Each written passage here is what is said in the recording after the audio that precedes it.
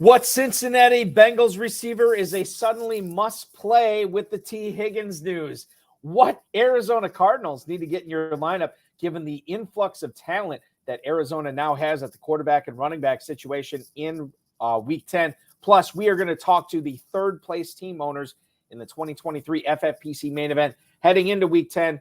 Peter Puzzo and Paul Teixeira are going to join us here in about 15 minutes to talk about how they built this team, not only for success over the first 2 months of the season, but to try to win a $1 million grand prize as well.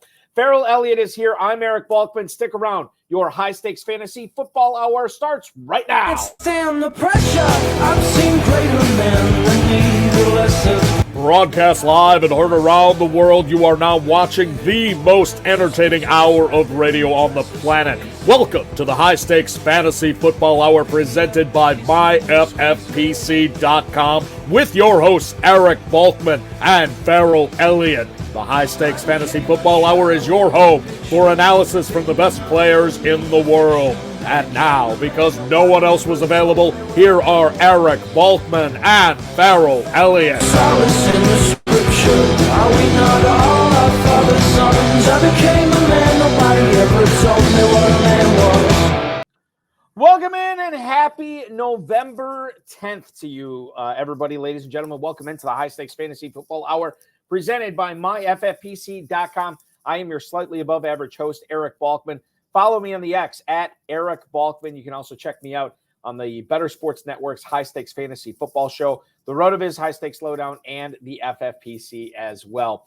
I want to remind everybody, if you are looking for some action in the FFPC, maybe your teams have not turned out as well as Peter Puzzo's and Paul Teixeira's teams have so far this year. That's okay, because you can still win some serious cash with the FFPC Weekly Challenge. Just go to myffpc.com to play in the FFPC Weekly Challenge. It's available right now. You can play in 10-team leagues if you want to play without kickers and defenses. You can play in 12-team leagues with kickers and defenses. If you want to do that, it's totally up to you. There is no draft. There is no salary cap. There are no convoluted rules. Just choose the 10 players or 12 players, depending upon which format you want to play in, by 1 p.m. on Sunday, and then just watch all those points pile up for you this weekend on your team. Remember, only one player per team. There is no stacking in this contest. You can only have one Chief, one Dolphin, one Ram, one Eagle. Not this week because all 4 of those teams are on bye. But one team or one player per team is all you can have at myffpc.com. You can enter for as little as $35. You can play for up to a $2,500 first place prize. Remember to like this video, subscribe to the channel, comment, share, and get notified. I'll bring this up at the end of the hour as well. But in case you missed it, Tuesday night, we had a great RotoViz High Stakes Lowdown. It was myself talking to Mark Davidson, a guy who is right up there in the FantasyPros Championship, a very, very talented high stakes player that has been near the top of the leaderboard, not only in the FantasyPros Championship over the last few years, but the FFPC main event and several of the ancillary leagues, the $3,000, $5,000, and $10,000 entry fees as well. So great perspective from Mark Davidson. That was on Tuesday night. You can watch that on demand whenever you like on any FFPC socials, YouTube, X, and Facebook. That's available right now. John Daigle, you've probably heard of him. FFPC Pros versus Joe's Veteran. Now with 4 for 4 football. He and I chopped it up for 2 hours last night on the High Stakes Fantasy Football Show on the Better Sports Network. It's on the BSN socials as well as the FFPC socials. If you want to go back and watch that as well. Great stuff from John Daigle last night. He always brings it, and he did not disappoint last night. A lot of great things that he talked about, including if you're ever in his where he's living currently. He's been all over the world, but he's currently living in Chicago. He gave a lot of great tips for the restaurants and places you want to check out if you're in Chicago. Non-tourist ones and tourist ones, whatever you want. Check that out on the FFPC socials as well. Remember to follow me on the X Machine at Eric Balkman, and I want to invite you to follow my co-host on the X Machine at J. Ferrell Elliott. Of course, check out the Kentucky Fantasy Football State Championship. Fingers crossed, me and my co-owner, Jim Cole, currently sit third place overall in the KFFSC main event, and I'm very excited to see where that leads us. Very excited to talk to this gentleman as well. You know him as the definitive commissioner of fantasy football. He is the incomparable J. Ferrell Elliott. Ferrell, happy November 10th to you. We are 2 weeks away from Thanksgiving. So glad that you're popping aboard tonight, man. I am popping aboard. I haven't popped anywhere in a long time, Balky. Thank you for that fantastic compliment. Where's those new specs you had on? Where'd you put them? They're not specs. So what these are, so I wear these when I'm working and I'm doing stuff on my machine. These are Gunners, gunners.com. That's an unpaid endorsement. But basically it eliminates the blue light coming out of my screens or whatever. I've noticed, and this is again, unpaid endorsement, but I'm just going to tell everybody. I have noticed because, as many of you probably know, I work deep into the night. Yes. A lot of nights, especially during the football season. And if I don't wear these, this blue light just gets right into my brain and it keeps me up for hours on it.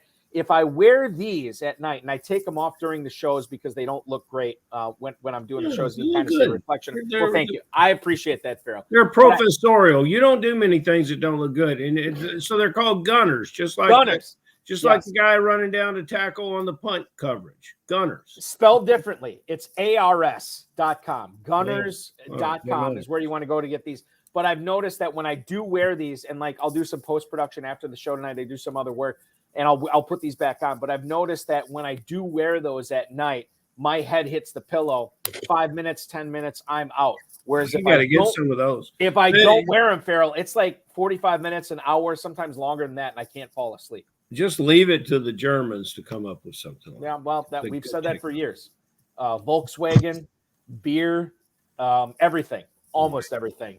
We'll turn a blind eye to World War II, but almost everything. Yeah, World War I in there, and and World War I.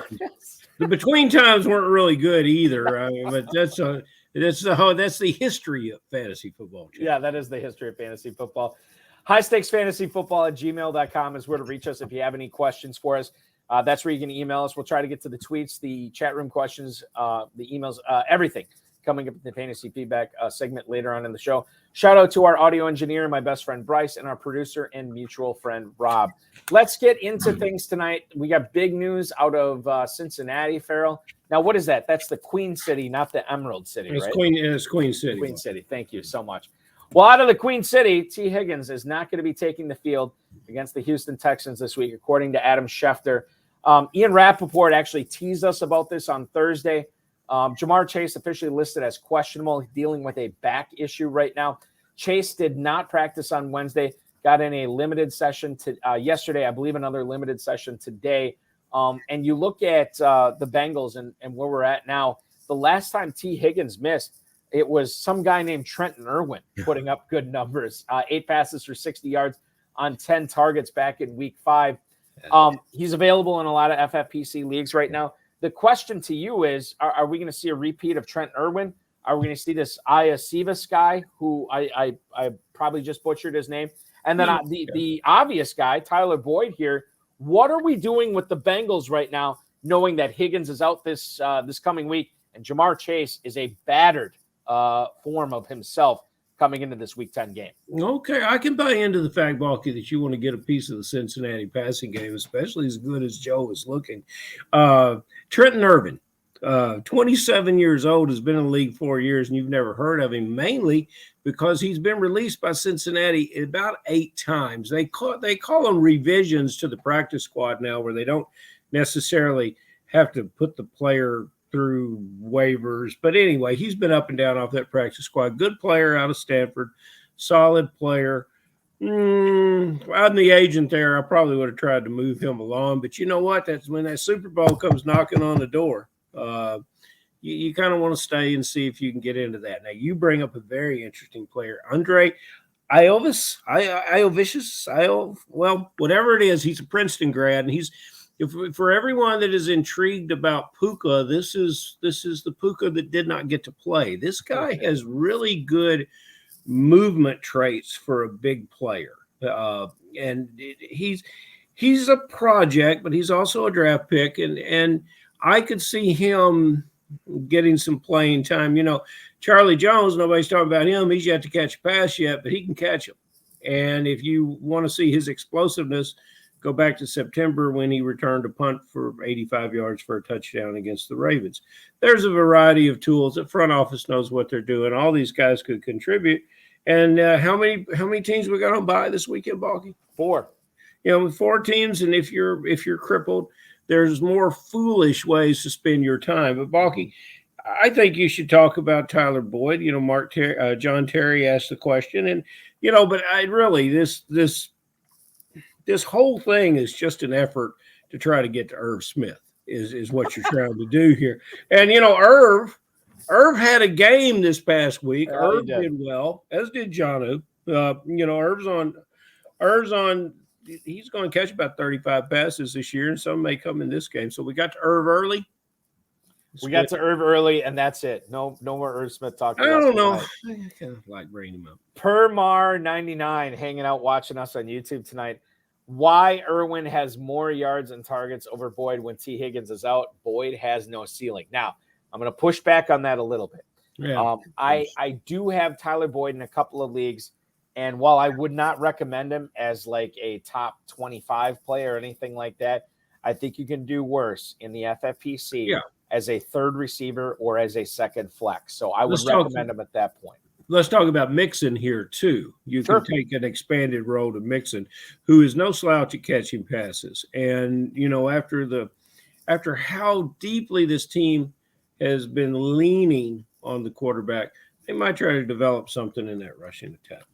I would agree with you on that. And I think Mixon to me is like for the course of the peak Joe Burrow, Jamar Chase, T. Higgins that we've seen the last few years, as long as Joe Mixon is healthy, he's a must start for me. Like I'm trotting him out there every single week. And this week is no exception. And quite frankly, this is a great week to play him, Ferrell, as you just pointed out.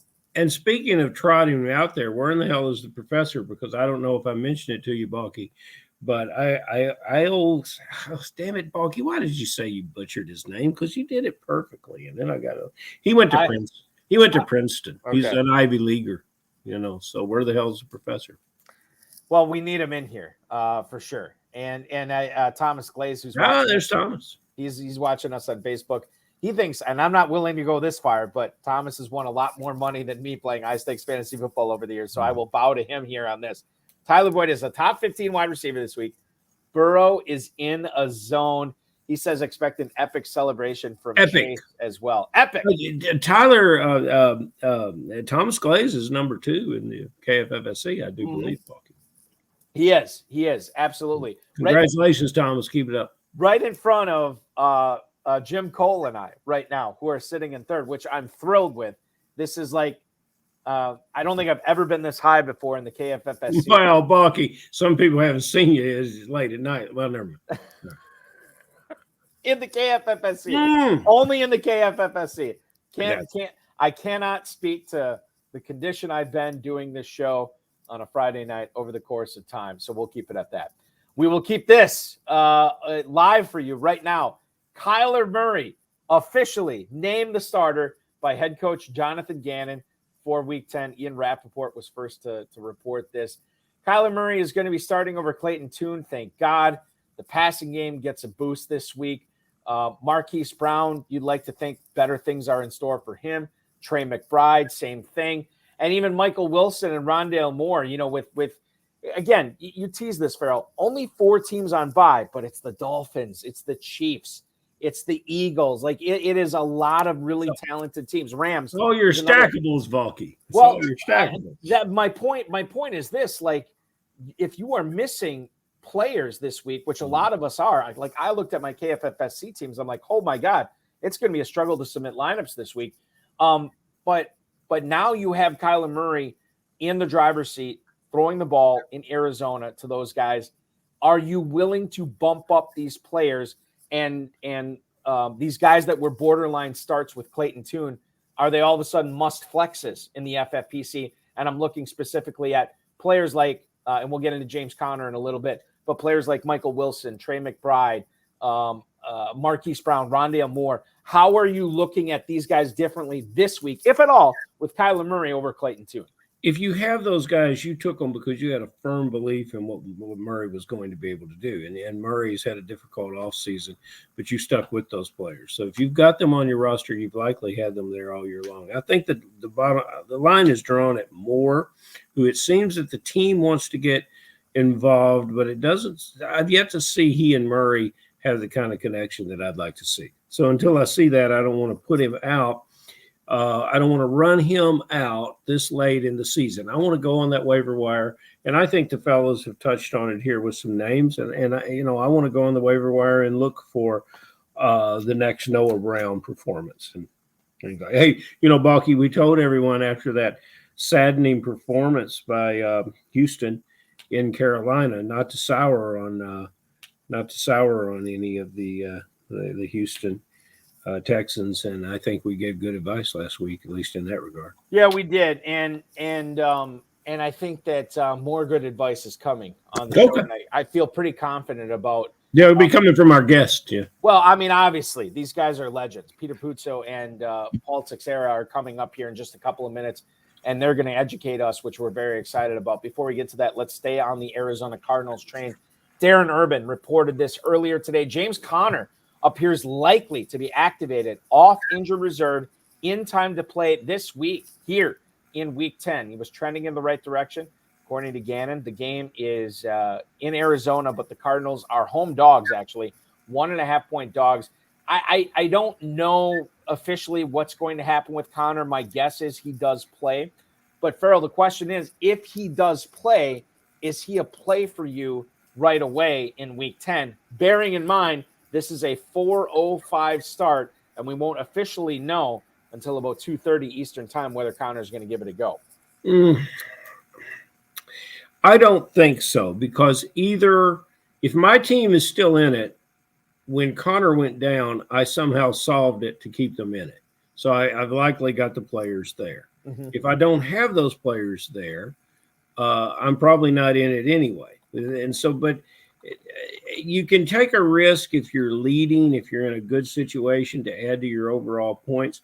Last week we saw Keaton Mitchell step up and have a top 5 performance. He was one only of the 4 backs. They got over 20 fantasy points this last week. Guys that are coming on. And what's the young backs with the odd name there at Arizona, Balky? Can you help me out? And Mari DeMarcado. I've liked what DeMarcado is doing, and I think he will still be part of the mix to contribute. He hasn't been a real fantasy power yet, but I there's elements of his game that I like. So, they're one of our top 5, for the season. Mostert will not be playing this weekend. So, I can see some Pollards in the lineup somewhere. Now, as John Terry Now, as John Terry is pointing out, Ferrell, DeMarcado is listed as out this week. Well, there you go. Thank you, John. So does this change anything for you? Because it says it's just what I was saying was that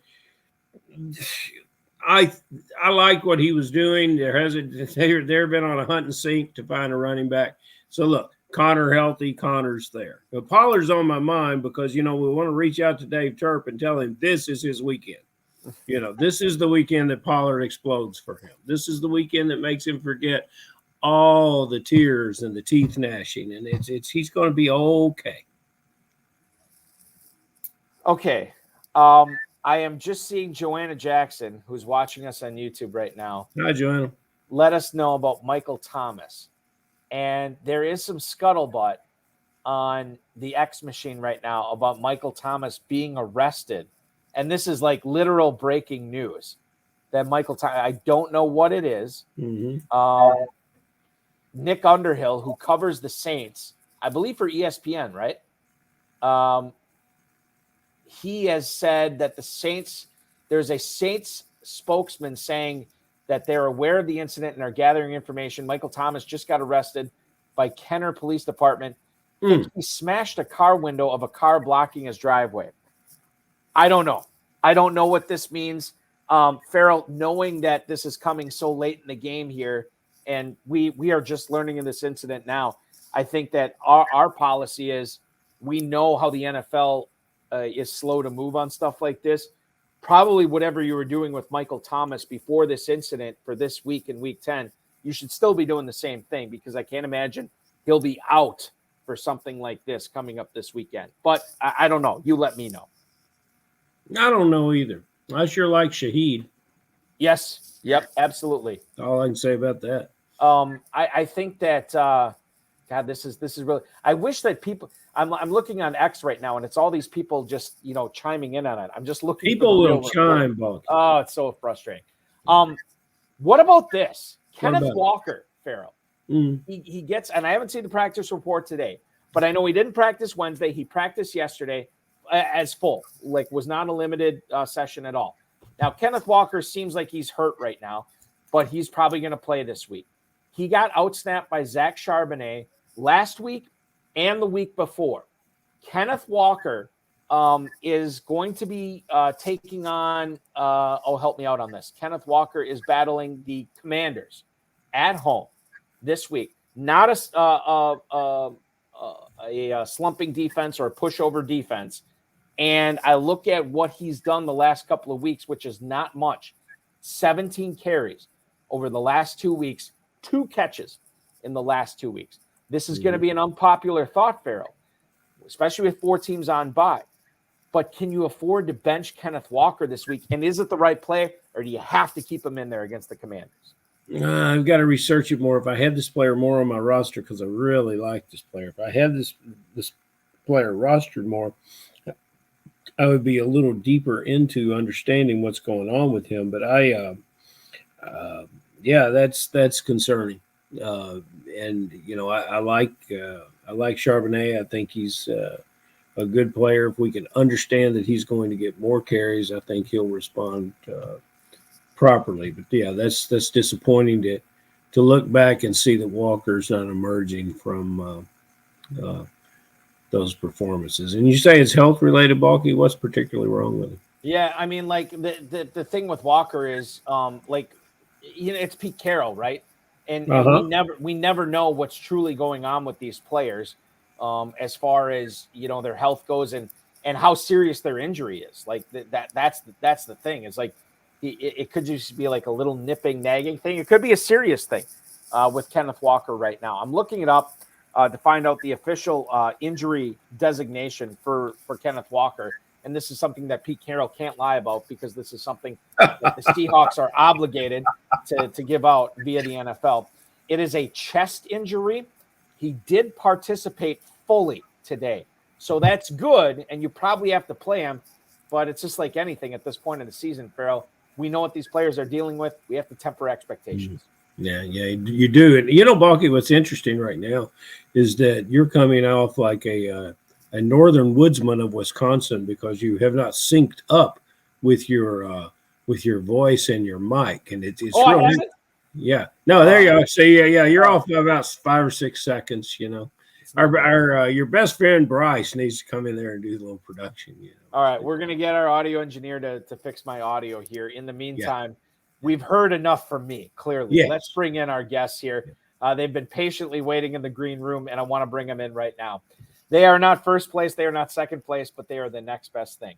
Coming into week 10 of the FFPC main event, these guys are in third place overall in the pursuit of the $1 million grand prize in the FFPC main event. 2 guys that are no strangers to the high-stakes industry. Please welcome in the incomparable Peter Puzzo and Paul Teixeira. Guys, welcome in. Thanks so much for joining the broadcast tonight. Look at those guys. Thanks for having us, guys. Thanks for having us, Balky. Coming through loud and clear. They don't even have sound engineers. Right. Yeah, no, it's a testament to how bad things are in Northeast Wisconsin right now.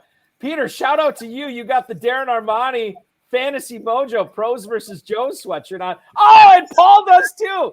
I feel I should have been repping my brand tonight. I didn't rep my sweatshirt so bad, but I'm glad you guys are wearing it. That is fantastic to see. And Peter, Cloud9, right? Like I know it's only coming into week 10, but seeing your name up in third place overall for $1 million, what's that like? I mean, it's somewhat surreal. Paul gets most of the credit. He's the brains behind the operation. Stop it.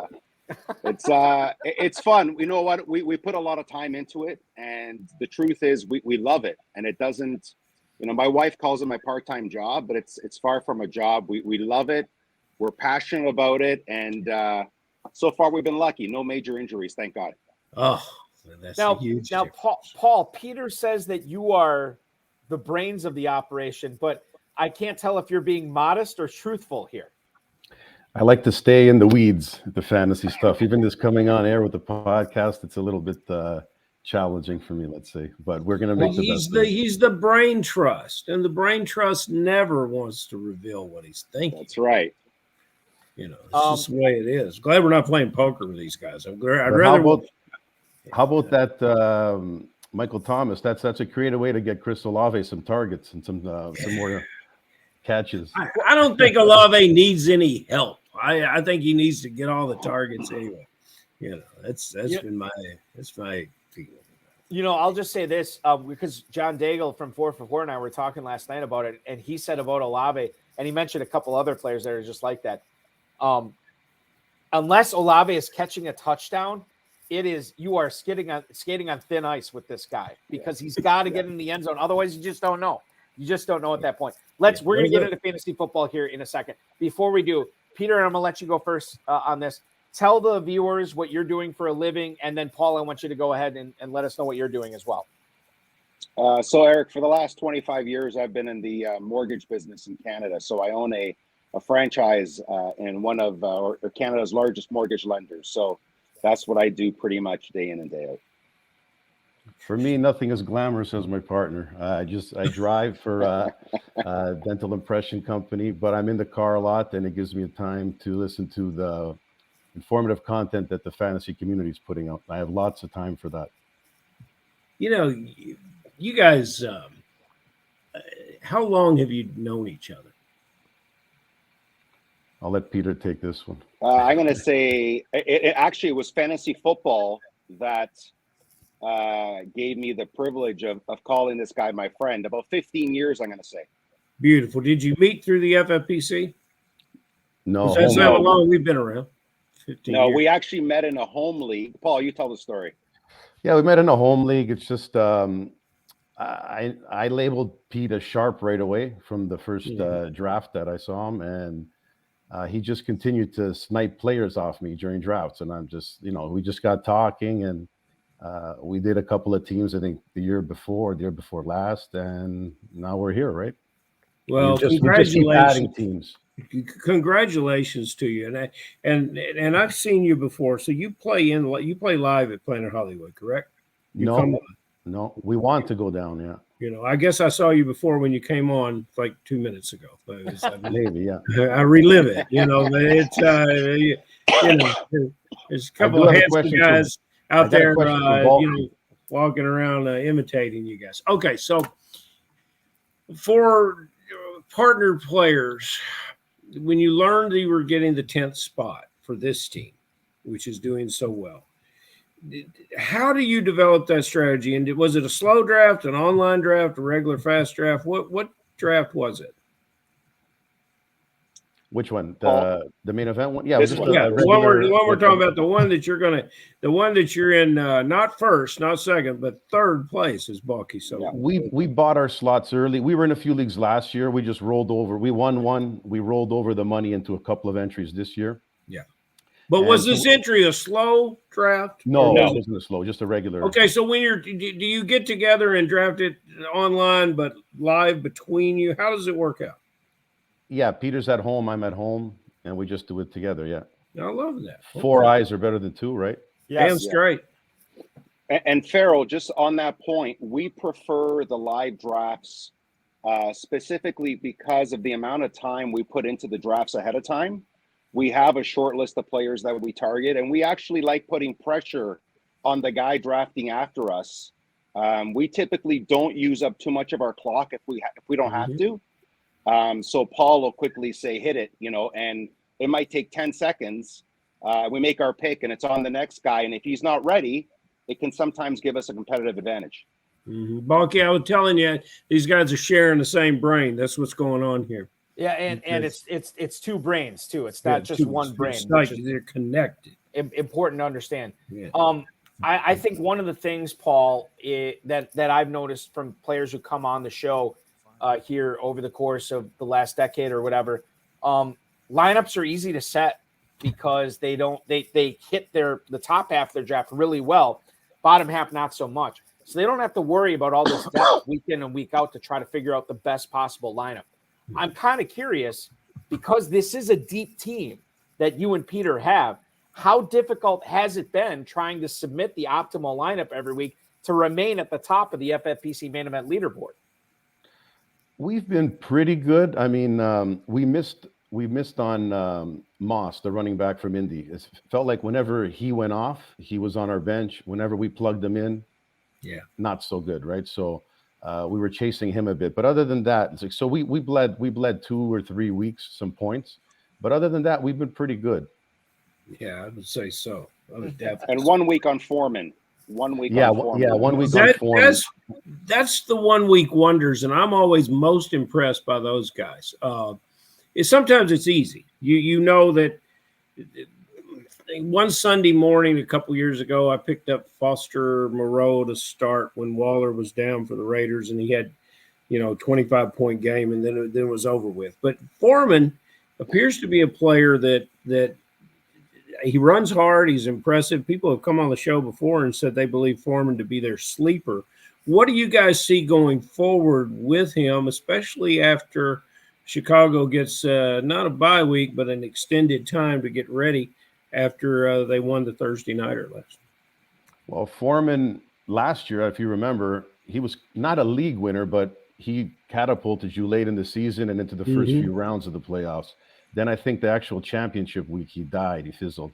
But if he gets touches, he produces.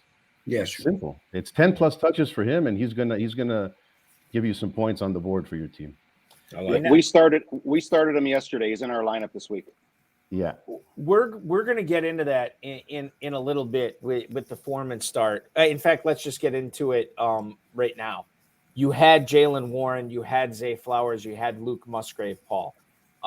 You end up going with Foreman here.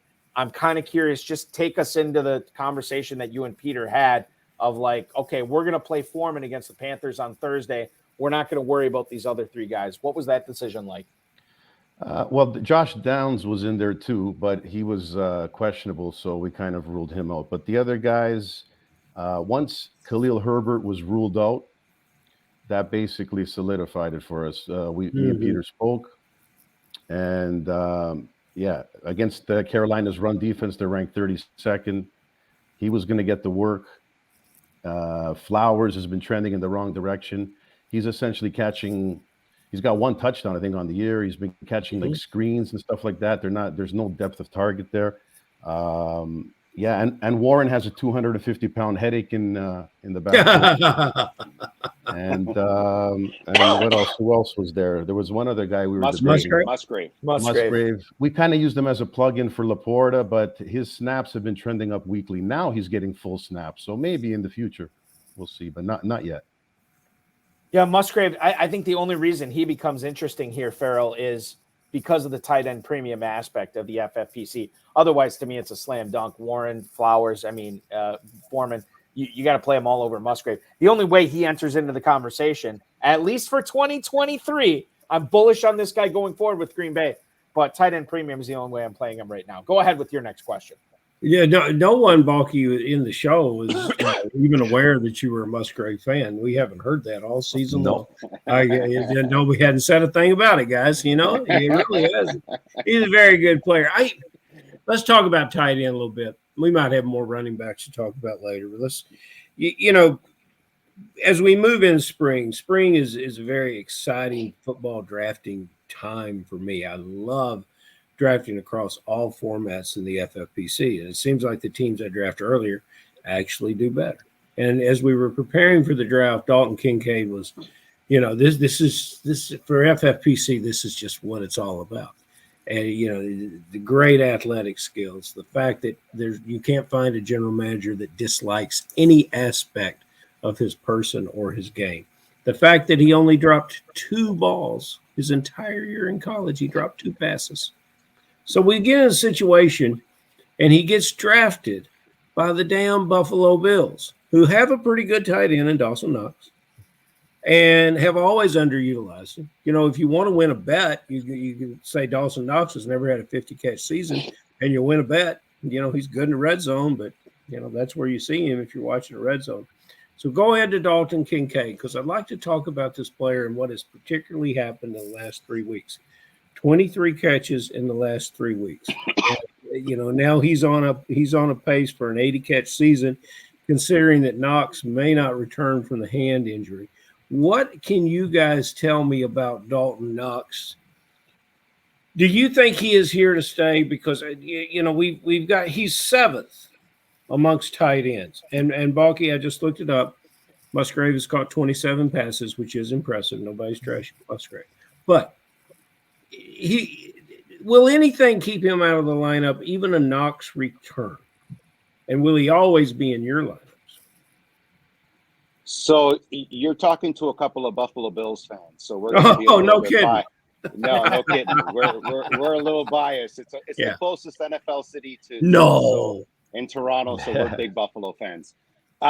Quick story. Kincaid was a major target of ours before any of our main events. Paul and I agreed that it's tough to build a strong lineup and have a tough top end tight end and have a top end quarterback.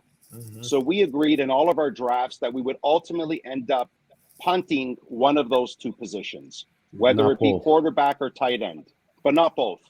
So on this specific team, we got Josh Allen the 3rd, and we had talked about drafting Kincaid in the 9th. His ADP at the time was the 10th round. Mm-hmm. In this specific draft, he went 2 rounds early and was taken right before our pick in the 8th round. So we were big on Kincaid. He would have been in this lineup with Diggs and Allen. It would have been a perfect stack. We got lucky because in the 9th or 10th, we got Laporta. So Paul and then Musgrave right round, after. Yeah, Laporta. We went double tight end there. So we talked about targeting the young tight ends. We thought that there was value there. We knew Buffalo wasn't drafting Kincaid that high just by coincidence that we were going to use him. The preseason reports coming out of Buffalo were like, this guy wasn't dropping anything. So we were big on Kincaid, and we were willing to draft him a round higher than ADP. He ended up going 2 rounds higher. It's just the way it worked out. But we ended up with Laporta. It was great. Yeah. He's a stud. He went in the 7th, He's a stud. Which was shocking to us anyways. Well, let me ask you guys this. Historically, Peter, when you consider how you – first of all, and I apologize if you said this earlier, how many years have you guys co-managed teams together? 15. Well, we've been buddies for 15 years, but FFPC, I think this is year 3 or 4. Okay, so year 3 or 4 in the FFPC. Over those 4 years, have you guys ever had the pre-draft strategy of, hey, let's focus in on these young tight ends, these rookie tight ends? Has that ever happened before? No. I don't believe so. I don't believe the crop was this good before. Like that, you had a lot of big names, like young guys. Paul and I historically prefer the younger players, specifically at running back. We like the fresher legs. We think later in the season they have more upside and they can win you championships. But I don't recall us ever seeing like 3 guys, Laporta, Musgrave, Kincaid, who we were happy to leave the draft with as our tight end 1. 2 out of the 3 have worked out really well, obviously. Yeah, absolutely. Joanna Jackson popping in the YouTube. I'm going to ask you guys this because you are Buffalo Bills fans. Stephon Diggs popped up on the injury report today with a back injury. This is on the cusp, and I saw this today. It doesn't mean it was published today, but I saw that there's some sort of new rift between Stephon Diggs and Josh Allen on the team right now. Apparently, Diggs looked good at practice running around. They play Monday night. We'll find out more tomorrow, obviously. Peter, I'm going to let you weigh in on this, and Paul, I want you to chime in after. But number one, how concerned are you about this Diggs back injury? And number 2, is this supposed rift between Diggs and Allen anything to be concerned about for fantasy purposes, Peter? Well, I mean, listen, we're not beat reporters, so we don't have the inside, but we heard about this stuff earlier in the season. There was concerns about Diggs being unhappy. Look, I just think he's a guy who just wants to win. I think he, in a nice way, he's a sore loser, and winners don't like to lose. And these problems only seem to arise when the team struggles or has a bad game. Or I personally think he's fine. He's obviously a vital part of our team. It's actually another reason why we started Foreman, in case we needed flexibility to take Diggs out of our receiver position. But Paul, what are your thoughts there? Yeah, I'm not too concerned about it.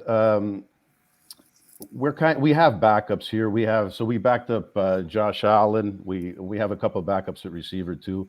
We had a team last year that didn't have much depth. It was top 12, and we had Jalen Hurts. And when they rested him near the end of the year, our team tanked. But we were top 12, and McCaffrey got traded to San Fran, and we thought it was wheels up for him, but Shanahan had other ideas and throttled him, so that hurt us too. So we have some depth on this team. We have Jared Goff behind Allen, and we have some other receivers. We got Flowers, we got Ayuk, we got Downs. We can make it work. Paul, what about Permard99 chiming in the YouTube chat right now? What about Lombardi Lenny, the brand new Buffalo Bill, a guy I picked up in a few of my leagues? At what point, if at all, Paul, this year does Fournette become fantasy worthy? Certainly, I think you make a case of rostering him right now. But is it going to ever be to the point? Maybe it's going to be in the championship sprint, the 3 rounds or the 3 weeks at the end of the year when all the cash is given out. And maybe that's when Fournette becomes relevant. Paul, in your opinion, when does Fournette become fantasy relevant? I think he actually might be. They'll once they get him in, they'll ramp up his touches, I think, and on the eye for the playoffs and stuff. But they don't really run the ball there, so right. He catches though, which is a bonus. So we'll see if that works for them. They ask so much of this quarterback. You're right about that red zone aspect, and that they don't really run the ball between the 20s. Now they just ask so much of your quarterback. How wise you were to get him, because he's ideal for fantasy football. People thought that Lamar Jackson was the dual threat quarterback, and Jalen Hurts has been wonderful. But Josh Allen, it's the weight of the team's on his backs. Hey, who is the goal is soul forever? I mean, he's your fellow commissioner. You gotta love this guy. Who is this guy? Let's see. Tony. Yeah, Tony. I love Tony because Tony's got great ideas. He's spending your money in Vegas already, and you too at the Sphere. Tony, we get Tony to come with you guys to Kentucky, and you guys must come to Planet Hollywood next year. We got to get you guys out on the road. Yeah. First time I heard about FFPC was through Tony. He joined. We didn't even know what it was.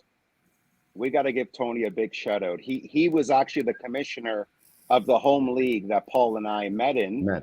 And he was the commissioner of the first fantasy league that I ever entered. So he's a friend. He's probably the biggest U2 fan you'll ever meet on the face of the planet, and a big fantasy football guy. So he loves talking fantasy football with us.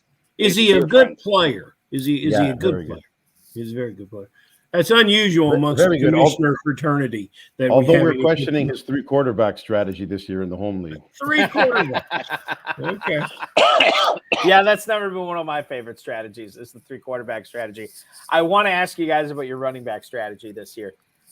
In looking at your teams this year, 2 of your most owned players, if not your 2 most owned players, pair of running backs here, Rachaad White and Isaiah Pacheco. I was listening to Sigmund Bloom and Derek Brown from Fantasy Pros talk about Pacheco's upcoming schedule after Week 10. It looks really, really good. You guys probably knew that when you drafted him, knowing that the end of his season is going to be matchup paradise for him. But Rachaad White's another interesting guy. And Peter, I'll pose this to you. Can you tell us a little bit about why you wanted to make sure you got plenty of shares of both White and Pacheco this season? Truthfully, Balky, a lot of it was just, value / coincidence. So Paul and I are big, either 0 RB or hero RB drafters. In this specific team, Etienne fell around to the 4th, so we took him. But oftentimes we agreed that Rachaad White in the 6th gave us value.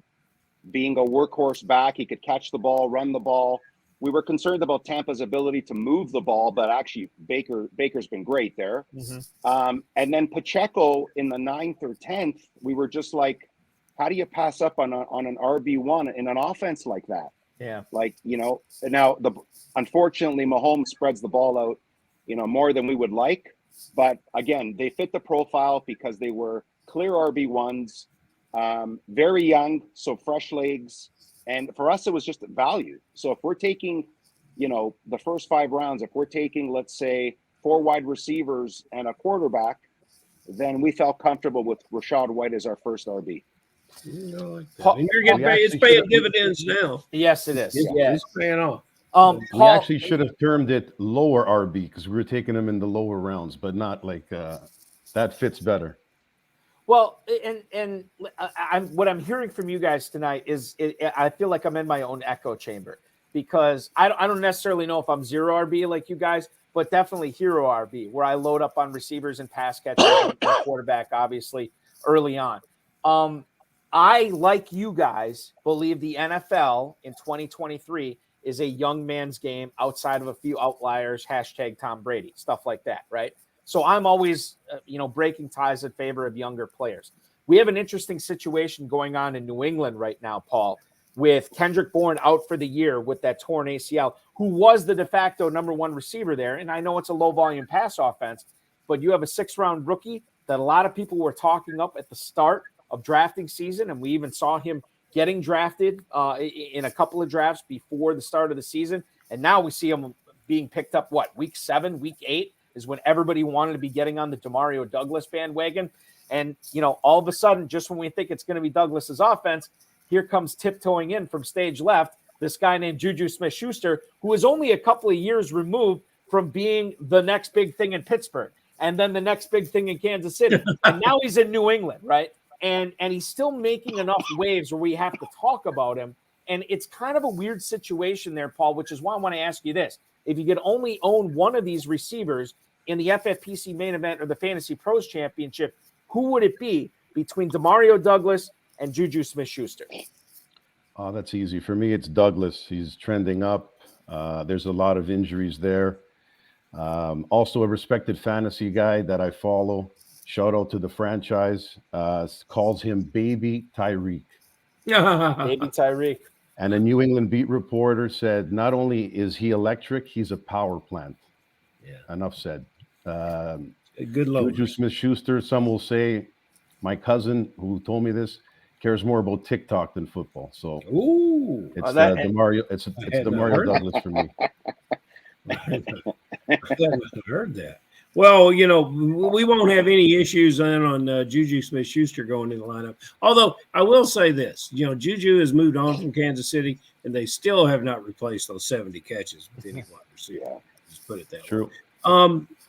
Guys, when you have a tough decision, how do you work it out? And it doesn't seem like you've had a lot with this team, but you might tell us what your toughest decision is this weekend. And then if you just can't come to a unanimous decision, a unanimity of 2, do you call Tony? Do you pick up the phone and call Tony? Tony, what have I got to do here? Do you ever do that? Because it seems like that's what I want to call Tony. You guys speak so highly of him. It's great guy, it's Tony. But what's the toughest thing you got to do this weekend? For me personally, the toughest matchup I got is I got to decide between Saquon Barkley and Rashad White. Oh, that's tough. Yeah, that's a tough one. But yeah, I'm going to probably lean actually White. Saquon's going against the Dallas defense, and Saquon doesn't have a quarterback. So I don't know how they're going to stop the pressure there, and that one's going to be tough. But Rashad White is in a bad matchup. Tennessee ranks 3rd against running backs. That's a tough decision. Sometimes you just gotta trust your gut and let the chips fall where they may, right? Yeah, that is true. Very true. And Paul, let's get out to the YouTube chat. I'm going to pose this to you first, and Peter, I want you to weigh into this. Richard Hernandez watching us on YouTube. He's in full PPR just like the FFPC. If Jamar Chase sits out, which I don't think he will, but there's a non-zero chance of it, who do you play here? Is it Drake London or is it Michael Thomas this week? Paul, I'll throw this to you first. I go London there. Paul says London. Peter, are you of the same mind on that? Yeah, that's easy for me. Okay, yeah. Drake London it is. And we'll let the legal process play out with Michael Thomas. Yeah. All right, couple of more emails for you guys tonight. I'm going to kick things off. And Peter, I'll throw this to you first. Joe in Southfield, Michigan. What's going on with James Cook right now? Thank you. That is Joe in Southfield, Michigan. Joe, we appreciate you. This should be a good question for you guys.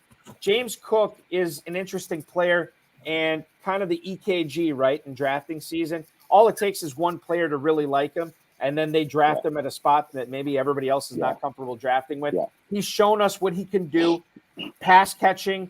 You guys, I think Paul mentioned it earlier, Peter, that Bills just don't seem to want to be married to running the ball.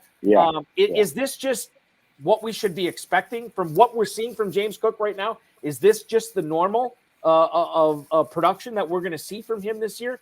Or is there something going on here that's a little bit deeper? Well, ultra talented. He's another player that moved up a little bit too much in the rankings, up into like the third round, I think he got. Yeah. We weren't going to touch him at that point. Again, we're Bills fans, so there's a bias there. But look, them bringing in Fournette, I think says something. There's a reason why they brought him in. Whether it's maybe not as much fantasy related, but I think he has some real life relevance. Yes. Especially when the weather gets worse. I think Buffalo's going to start running the ball more, and I think Fournette's built for that type of pounding more than Cooks might be. Even though Cooks is obviously younger and possibly more talented, I don't know if he's got the build to last. With the wear and tear, with the bad weather, and that ground and pound type of football that Buffalo might play in December. Paul, obviously, if what Peter is saying is true, and I think there's a lot of truth to it, quite frankly, James Cook, you probably got to keep him around on your roster just in case to see what happens. But, man, it's going to be tough to play him over the course of the next 6 weeks, right? Yeah, for sure. Like I told Peter, you got to watch. Don't watch what a team says. Watch what they do. Right. And Buffalo, by signing Fournette, that says a lot.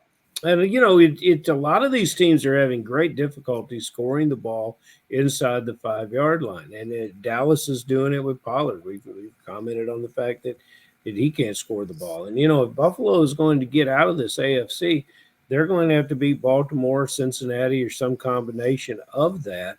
And James Cook against that Baltimore defense is not something I would want to see in the red zone. So I think we're getting ready. As we get ready for the playoffs, this team's going to try to get Fournette in the right kind of form. Ferrell, go ahead. Buffalo's got a tough schedule even before we even get to the playoffs. It's true. Our concerns now is, does this team even make the playoffs at 5-4? I think they are now. It's going to be tough. At Miami, at Philly, at KC still, or no, maybe KC comes here. But either way, that's a tough matchup. Eagles. The schedule makers did not like you. No. Right. Well, I mean, at least if Kansas City comes to Buffalo, you guys have a non-zero chance of being within arm's length of the worldwide pop star Taylor Swift coming. And I'll tell you this, I'll share this real briefly because it has nothing to do with fantasy football. But Ferrell, I was talking to the Dizzle yesterday. We are going to be going to the December 3rd Sunday night football game when the Chiefs come to Lambeau to take on the Packers. I told my 8-year-old daughter, I'm like, yeah, I'm going to the Chiefs game. She's now a Chiefs fan, apparently, because of Taylor Swift. Broke her heart. And now I'm at the point where, should I even go to this game? Because my daughter, I'm not going to bring her to an 8:30 game on a school night in Green Bay. It's just not going to happen. Broke her heart that I might get to see Taylor Swift from 500 yards away or whatever it'll be at Lambeau Field, and she might not. It is what it is. We have the only other email we had was from Bill in Weymouth, Massachusetts, about Diggs and Allen. I think you guys have answered that, so I'm going to throw it to Ferrell for our last question. All right, guys. This question has a certain life of its own. But you guys you've been on it all year long, so this question means a lot coming from you two, and I want to focus on this weekend. Who's a guy that there's no way you have him in your lineups? You tease Barkley, can't use Barkley for this. Who's a guy you will not want in your lineups this week? And then who's somebody that nobody's thinking of? We flirted with some guys from Cincinnati that have done little in their career but might be a start. Who's this week's Noah Brown?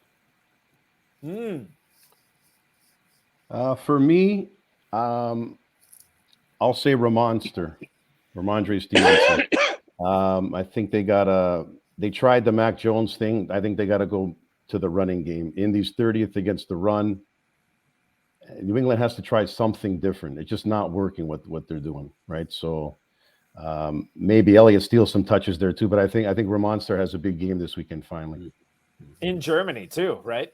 In Frankfurt, yeah. Early morning stuff. And I'll mention this again before the end of the show. FFPC players, make sure you get your lineups in either Saturday night or Sunday morning, 9:30 a.m. kickoff from Germany. Peter, what about a sleeper for you this week? Well, I mean, he was a sleeper until your show started. It was Tyler Boyd. Right. You guys started talking about him right off the hop. See, and I'm like, Peter, you're not allowed to use that. Let's go. No, I'm not. You cannot use that. Farrell, It's I'm going to not pivot out of respect for this fantastic show. I'm going to pivot. I'm going to say Dalton Schultz. Going up against that Cincinnati defense is awful against tight ends. That Houston team can move the ball. That Stroud kid can zing it left, right, and center. Yep. And I think Schultz has a big game this week. Yeah, 2.6 the week before, 33 this week. It is just fantastic. I love Schultz, and I'm glad to see him doing so well. I knew he would do well in Houston. I didn't think it would necessarily look like this, but yeah, it's working. And we called that on the show too. We did. Yeah. We loved him pre-drafts, like in August, and just September, October was like a disaster. Yeah, like, nobody else loved him. I mean, we were, you guys, me, Tony. That's it. Yeah. Probably Miss Jackson. Hockey didn't love him. No, I didn't love him. That's for sure. Now let's go to the YouTube chat right now. A couple of other people weighing in on their choices for the sleeper of the week. Richard Hernandez likes Jerome Ford this week for the Browns. Certainly, I think there's something to be said for that when they go to Baltimore. And Ford, by the way, who, if you look at the underlying numbers, and Peter and Paul, I'm sure you know this too, like he was running a lot more routes than Kareem Hunt, than Pierre Strong, which is what we love for fantasy football. We love to see these running backs catching passes and at least being out there for the possibility of catching passes. And of course, when Ferrell says, who's going to be this week's Noah Brown, Permar99 says, how about Noah Brown? Noah Brown again this week. We love it.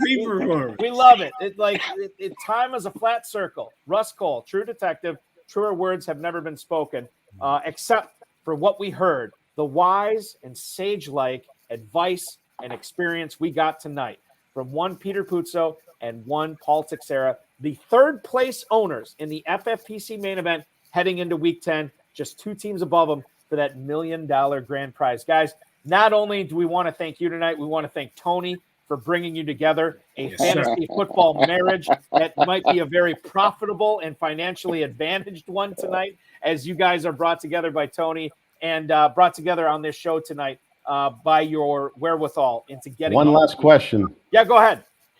We want to know, the listeners want to know, how much of a dent have you put into that 28 pounds of candy that your kids brought home? I'm gonna be honest with you.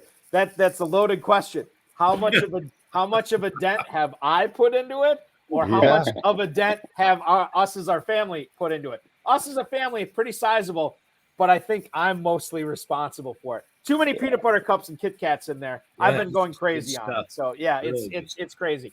And the thing is, I know we have to get it gone by Thanksgiving, because once those turkey and Thanksgiving leftovers hit the fridge, guys, all that candy is going to be thrown out by my wife. So it is what it is. I'm just going to have to deal with it. I'll go home tonight and enjoy some Almond Joys, some Mounds, and perhaps some Hershey Kisses as well. That's my burden to carry, and I'm happy to do it. It's much better than it's much worse than the burden to carry of you guys trying to get up to first place to win that $1 million grand prize in the FFPC main event. Thanks for hanging out with us tonight. So much fun, so entertaining, so informative. Good luck. Hopefully the ball bounces your way this weekend and going forward. And we're talking to you guys in January about that 7-figure grand prize. Thank you, Eric. Thank you, Ferrell. Thanks for having us. Thank you, Eric. Thanks for having us, guys. God bless. Absolutely. Yeah, absolutely. So much fun to have you guys on. Peter Puzzo, Paul Teixeira, the third place FFPC main event team owners heading into week 10. Remember to follow Peter on the X machine at Peter Puzzo. That's PeterPuzzo.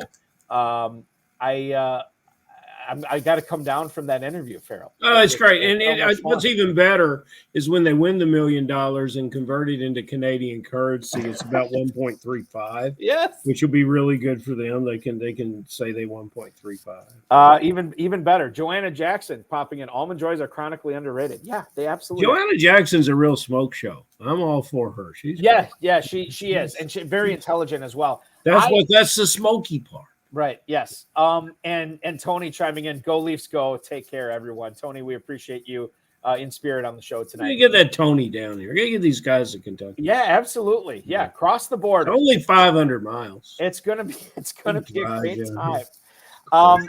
Okay, let's get into how much time do we got left. Hey, it's already 11 o'clock. Let's go rapid fire on these. Steve in Stockton, California, Ferrell.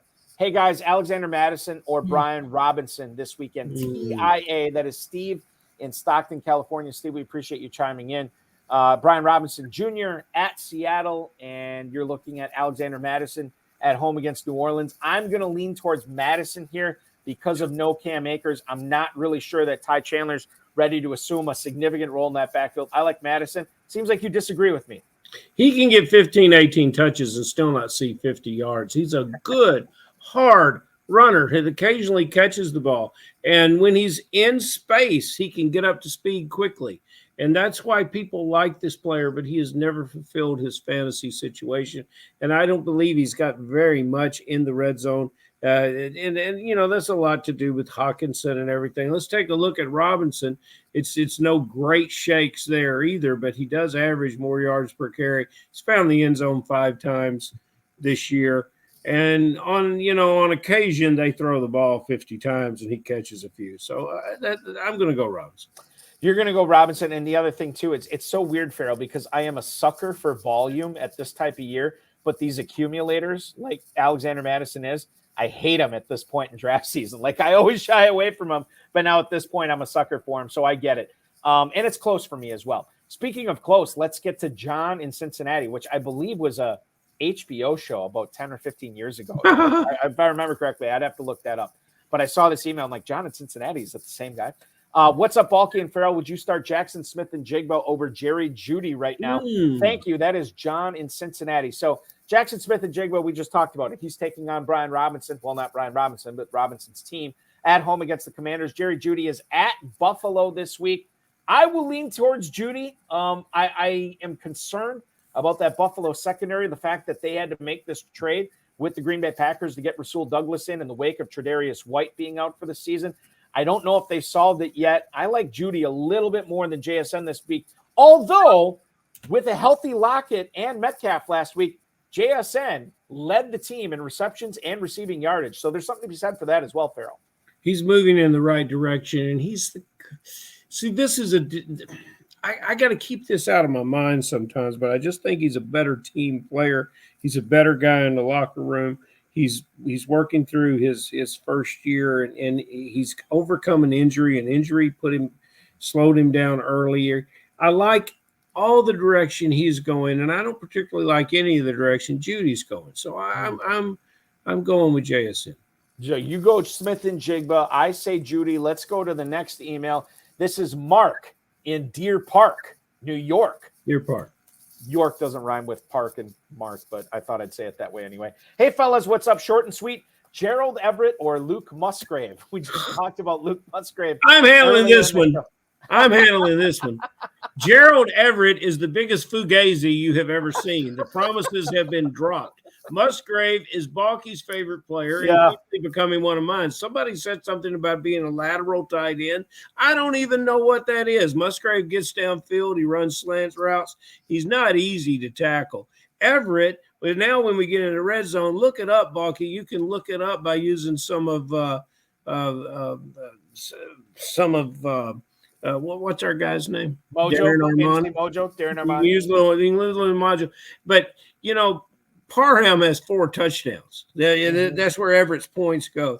And we thought Everett might improve on those 47 catches last year. He's on the pace to get 40. This is easy. Put Musgrave in the lineup. This shouldn't even be a question.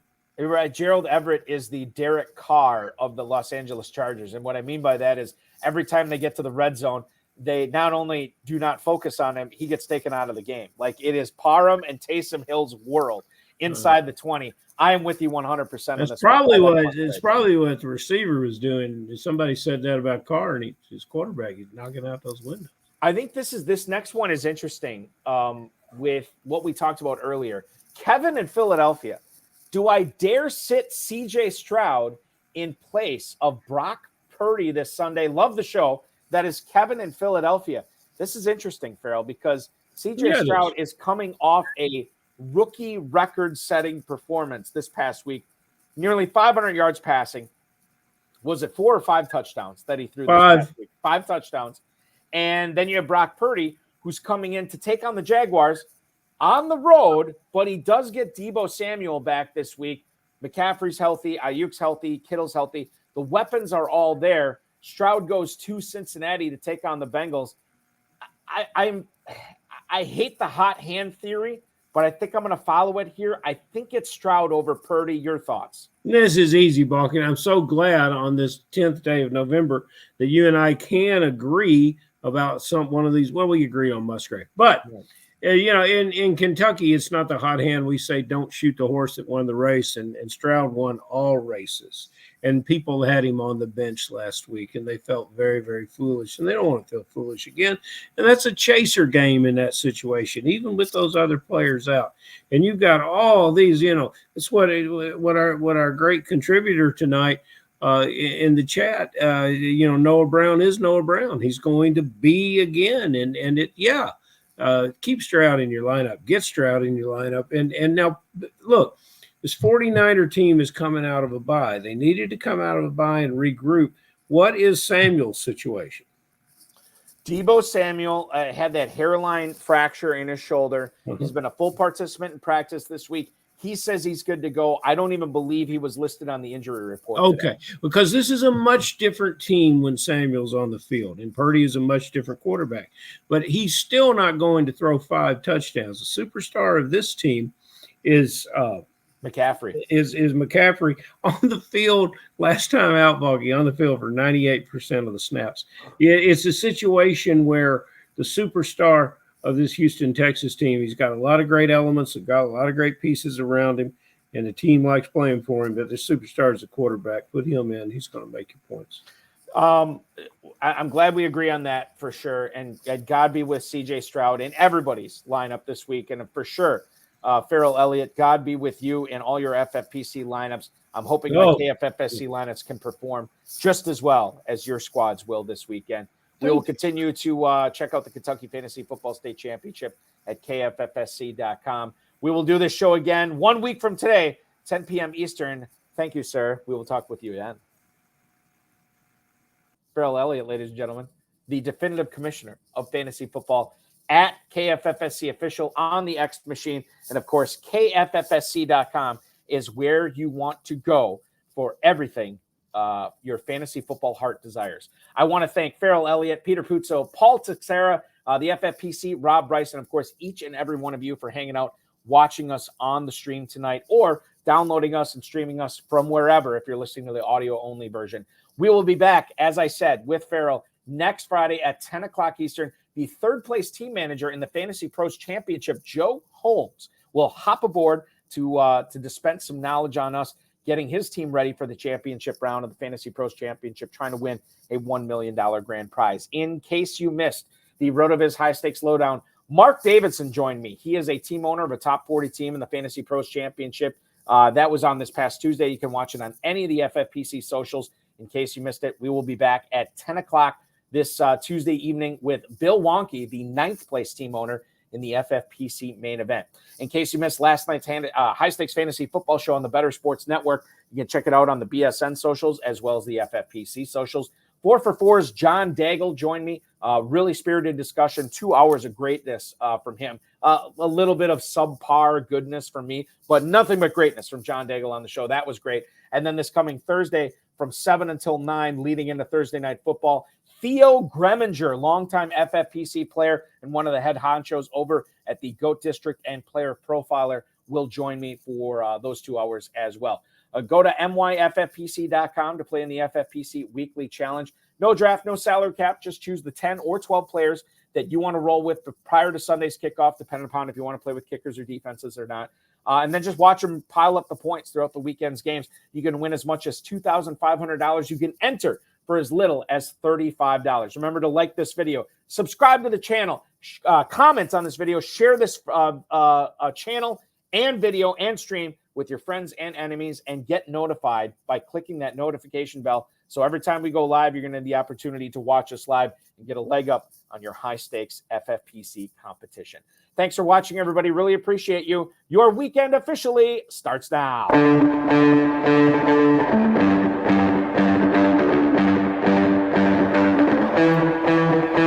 This has been another episode of the High Stakes Fantasy Football Hour presented by myffpc.com. It was broadcast live and was watched around the world. Balky and Ferrell will be back next week with more analysis, more interviews, and more advice from guests much smarter than they are. Thanks for watching, and we'll talk with you again next week. I said I'd mention this before we ended the show, and I will. 9:30 a.m. Eastern Time kickoff from Frankfurt, Germany, Colts and Patriots. They will not be eligible to be picked up in that 10 o'clock Sunday waiver wire run, so don't bother submitting bids for them because you cannot get them until Wednesday.